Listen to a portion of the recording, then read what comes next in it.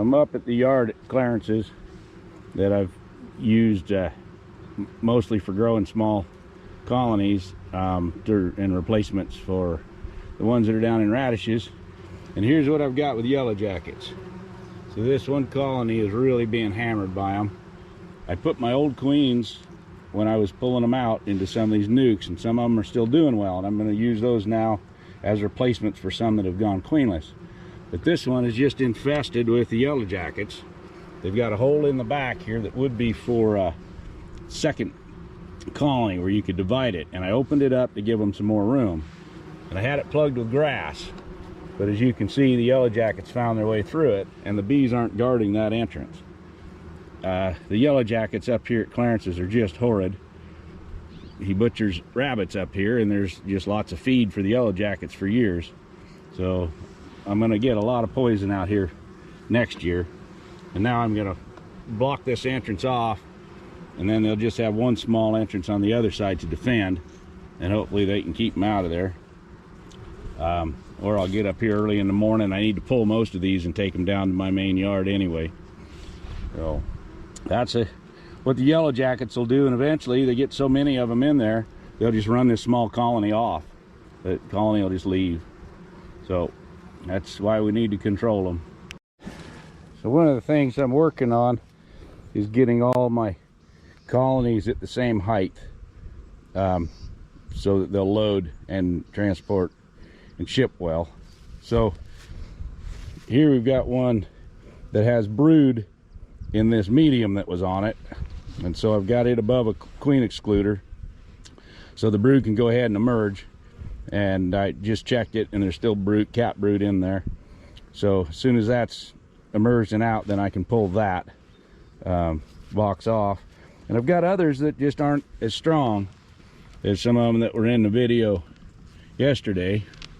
So here I've got one, and it's, you know, three frames of bees, and it's growing, it's working on it.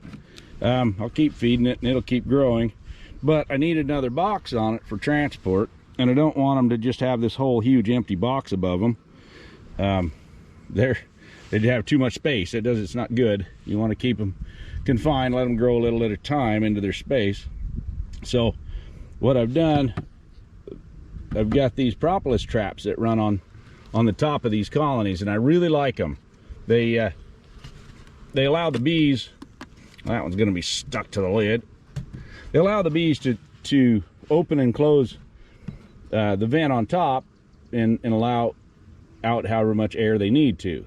So I really like them. And then here I was able to put it on the bottom box, put the top box on top of it, so they don't have access to the top box and too much space, and I still have the box on for the height I need.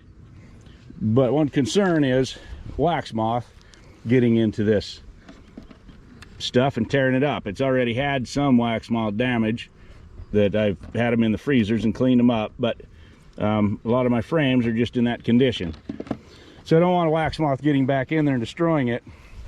So one thing that I've heard and haven't tried yet is that mint oil repels the adult wax moth. It won't do anything if you've got larvae working in it, but the adult wax moth doesn't like the mint oil. So I'm going to get some when I get to town, and my plan is to put some mint oil, probably on a swab, in these boxes that are sitting empty on some of these, and hopefully they'll grow enough to move into them. Now when I got this stuff from California, what they had, and I'll probably set it up that way too when they get ready to go south, the colony goes into the upper box, and then there's a piece of masonite over the lower frames.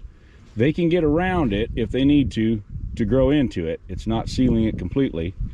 And then your feeder is in the bottom, so you've got enough frames on top for them to grow into, and yet you don't have to take up space with a feeder there. So I'll probably be setting it up, and small colonies like this will get moved into the upper box where they can keep it warmer before they head south.